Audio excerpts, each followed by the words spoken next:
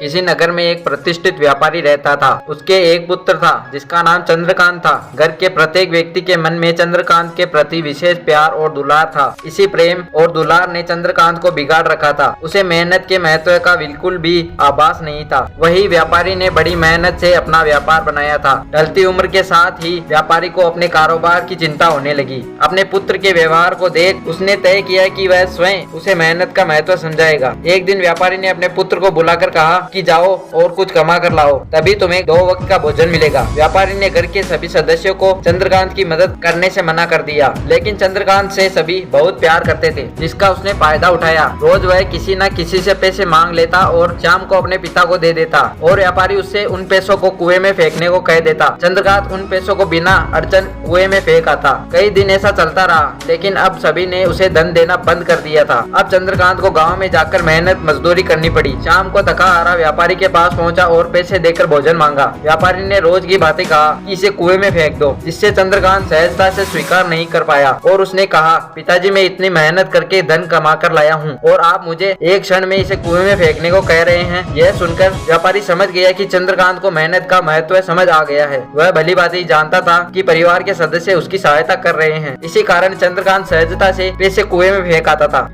मेहनत ही एक ऐसा हथियार है जो मनुष्य को किसी भी परिस्थिति से बाहर निकाल सकता है।